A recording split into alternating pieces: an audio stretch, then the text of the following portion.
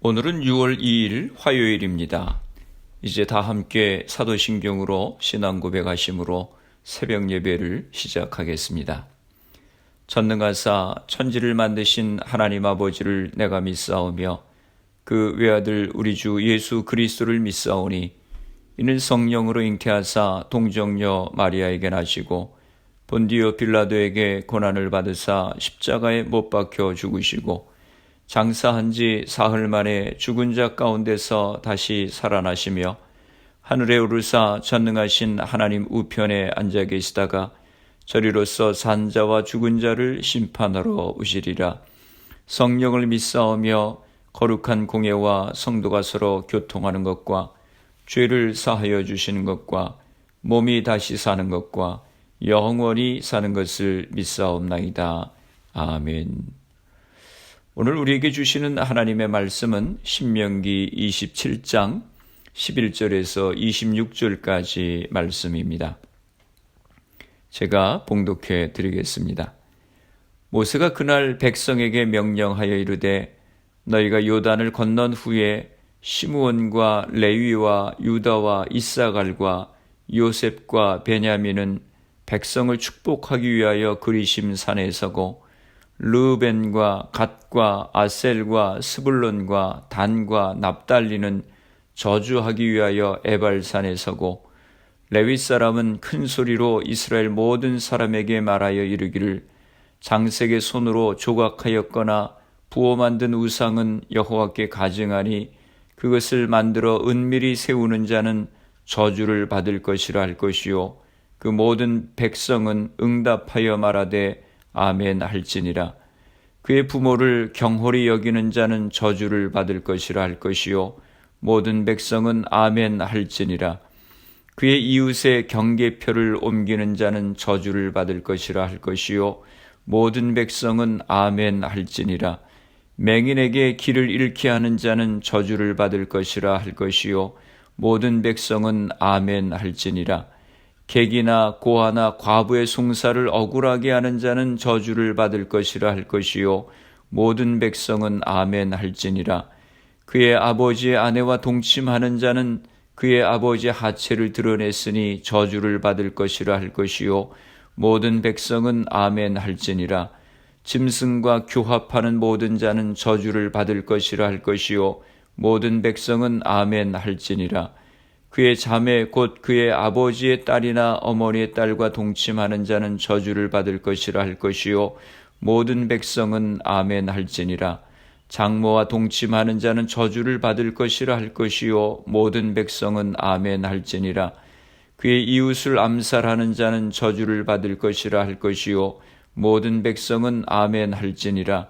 무지한 자를 죽이려고 뇌물을 받는 자는 저주를 받을 것이라 할 것이요 모든 백성은 아멘 할지니라.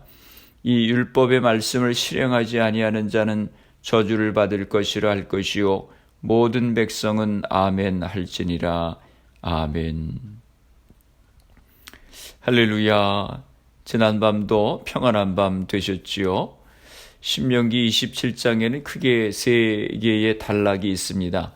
1절에서 8절, 9절에서 10절, 11절에서 26절의 말씀입니다.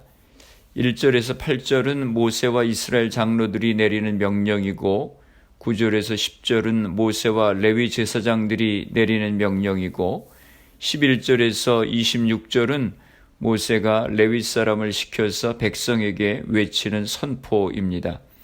오늘 본문 11절에서 26절에는 저주의 12계명을 담고 있습니다. 11절에서 13절입니다. 모세가 그날 백성에게 명령하여 이르되 너희가 요단을 건넌 후에 시므온과 레위와 유다와 이사갈과 요셉과 베냐민은 백성을 축복하기 위하여 그리심산에 서고 르벤과 갓과 아셀과 스불론과 단과 납달리는 저주하기 위하여 에발산에 서고. 이 부분은 이스라엘 백성들이 요단을 건너 가나안 땅에 이른 후 그곳 세겜 땅 북쪽에 있는 그리심산과 에발산에서 반드시 이행하여야 할 축복과 저주의 의식을 말씀하고 있습니다. 이 의식은 이스라엘 12지파가 각각 6지파씩 양편 산에 갈라서서 축복과 저주를 각기 선포하는 의식인데 여호수아서 8장 30절에서 35절에서 그대로 실행이 되었습니다. 이러한 모세의 지시는 하나님의 말씀에 순종하거나 불순종할 때 따르는 축복과 저주에 대하여 보다 생생히 교훈하기 위함이었습니다. 그리심산과 에발산은 남북으로 서로 마주보고 있었고 그 사이의 골짜기 동쪽 입구에는 세겜이라고 하는 성읍이 있습니다. 그런데 왜 이 두 산이 축복과 저주의 산으로 선정이 되었는지에 대해서는 의견이 분분합니다. 어느 것이 타당한지는 정확하지 않습니다. 그러나 분명한 것은 그 위치나 의미상 매우 중요한 곳이었기 때문에 특별히 선정된 것만은 분명합니다. 14절입니다. 레위 사람은 큰 소리로 이스라엘 모든 사람에게 말하여 이르기를. 이제 막 가나안 땅에 들어선 이스라엘을 향해서 레위 사람들이 큰 소리로 저주를 외칩니다. 개선문에 들어서는 사람들에게 울려 퍼져야 될 것은 빵빠르 아니겠습니까? 예수님께서 공생애를 시작하시면서 입을 열어서 맨 처음 선포하신 말씀이 누구누구에게는 복이 있나니 라고 하는 팔복의 말씀이었습니다. 그런데 왜 신명기 27장은 요단을 건넌 이스라엘을 향해서 에발산에서 선포하는 저주를 듣게 하십니까? 이스라엘이 약속의 땅에 들어서게 된다면 얼마나 그 마음이 들뜨겠습니까? 저주의 12계명은 그런 이스라엘을 향해서 들뜬 호흡을 잠시 멈추고 주의하라고 하는 지시인 것입니다. 오선지에 적힌 음표만 악보가 아닙니다. 쉼표도 악보의 한 부분입니다. 쉬어갈 줄 알아야 노래를 제대로 부를 수 있습니다. 축복을 선포하는 것만 복음이 아닙니다. 두루 알리는 저주도 복음입니다. 삶을 성찰하며 사육케 하는 여백으로 저주의 경고를 읽어야 하는 것입니다. 저주의 12계명은 옛 출애굽 세대가 겪었던 쓰라림을 망각한 채 가나안 땅을 돌아다닐 새 세대의 이스라엘을 향해서 잠시 숨을 고르라고 권하는 사려 깊은 표시인 것입니다. 15절에서 26절에는 12개의 저주가 나옵니다. 이 저주문은 12계명이라고도 불립니다. 레위 사람이 큰 소리로 외치면 이스라엘은 모두 거기에 아멘하고 응답해야 합니다. 이렇게 저주의 12계명을 선포한 것은 아마도 불순종으로 말미암아 저주를 초래하기 쉬운 인간의 죄악된 심성을 고려해서 강력한 경각심을 일깨워 그러한 타락을 미연에 방지하고자 했기 때문일 것입니다. 본문에 소개된 12계명은 7개의 문제로 정리가 됩니다.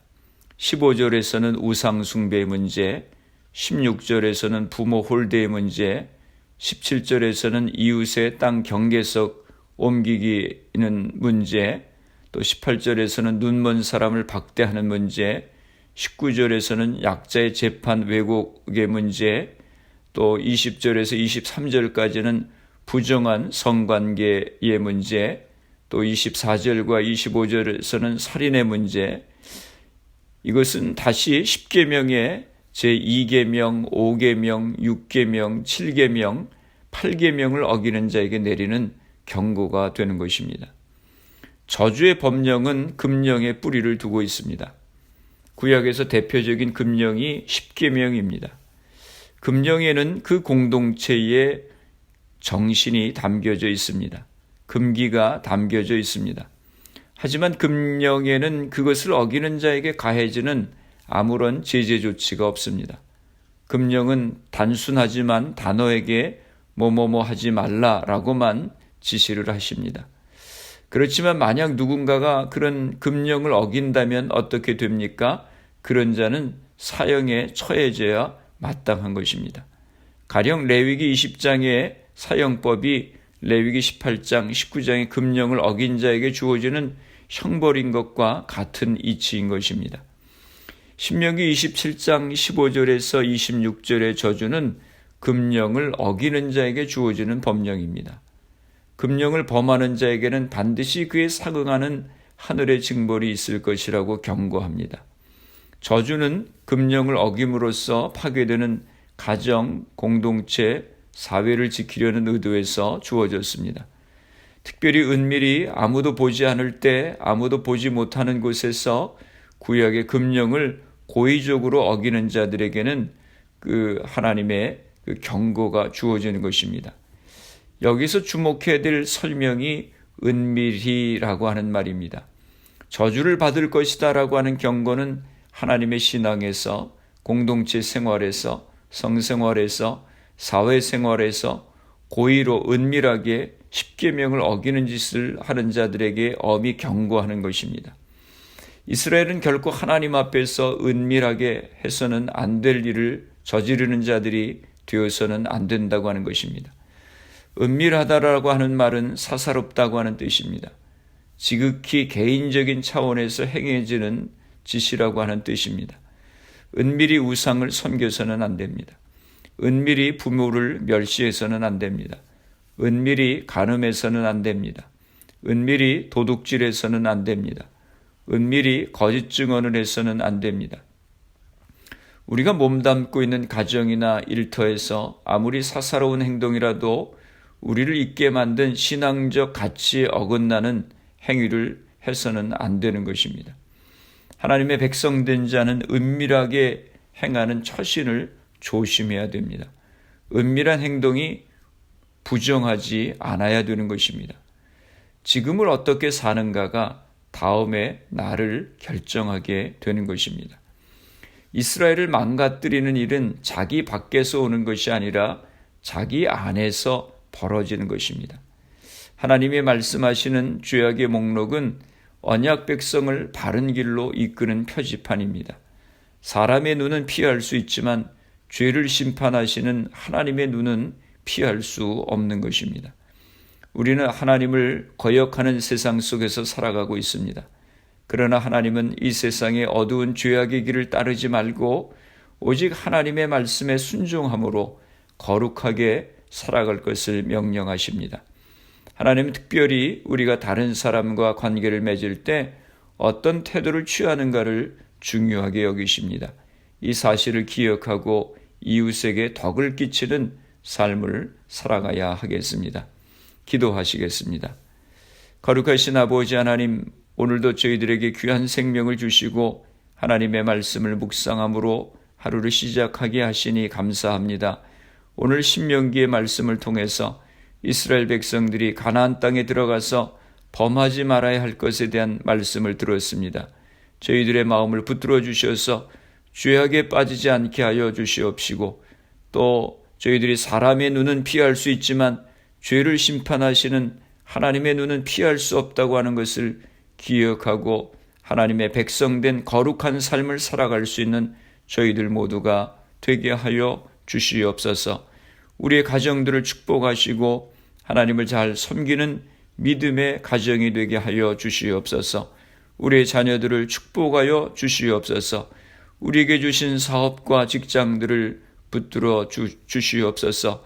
우리 교회를 축복하여 주시어서 이 지역에 죽어가는 많은 영혼들을 구원하는 귀한 사명을 감당케 하여 주시옵소서. 질병으로 어려움을 당하는 이들을 회복하여 주시고 생업의 어려움 가운데 있는 이들에게 은혜를 허락하여 주시옵소서. 이 미국 땅을 위해서 기도합니다. 인종차별의 문제로 나라가 시끄럽습니다. 위정자들에게 지혜를 주셔서 나라를 바로 이끌어가게 하시고 하나님의 공의가 바로 세워지는 귀한 나라가 되게 하여 주시옵소서. 코로나 바이러스를 위해서 수고하는 모든 의료진들, 봉사자들, 위정자들에게 지혜를 주시고 강건케 하여 주시옵소서. 하루속히 백신이 개발될 수 있도록 은혜를 허락하여 주시옵소서. 이 질병이 하나님의 은혜 가운데 속히 물러가게 하여 주시옵소서. 오늘도 주님과 동행하는 복된 하루가 되게 하여 주옵소서. 예수님의 이름으로 기도드리옵나이다. 아멘. 주기도문 하심으로 새벽 기도회를 마치겠습니다. 하늘에 계신 우리 아버지여, 이름이 거룩히 여김을 받으시오며 나라가 임하시오며 뜻이 하늘에서 이루어진 것 같이 땅에서도 이루어지이다. 오늘 우리에게 일용할 양식을 주시옵고 우리가 우리에게 죄 지은 자를 사하여 준 것 같이 우리 죄를 사하여 주시옵고 우리를 시험에 들게 하지 마시옵고 다만 악에서 구하시옵소서. 나라와 권세와 영광이 아버지께 영원히 있사옵나이다. 아멘. 새벽 예배를 마쳤습니다. 오늘 하루도 주님 안에서 승리하시기 바랍니다. 새벽 예배 후 개인적으로 10분 이상씩 기도하시기 바랍니다. 은밀한 중에도 죄의 유혹에 빠지지 않고 하나님의 백성다운 거룩한 삶을 살아갈 수 있는 우리가 될 수 있도록 기도하시고 말씀과 성령의 충만함을 위해서 또 가정과 교회를 위해서 기도해 주시고 미국과 대한민국 조국을 위해서 기도해 주시기 바랍니다. 그리고 코로나 바이러스를 위해서 애쓰는 의료진들, 봉사자들, 위정자들 위해서 기도해 주시고 코로나 백신 개발을 위해서 기도해 주시기 바랍니다. 코로나 바이러스로 희생된 가정들, 환자들 위해서 기도해 주시기 바랍니다.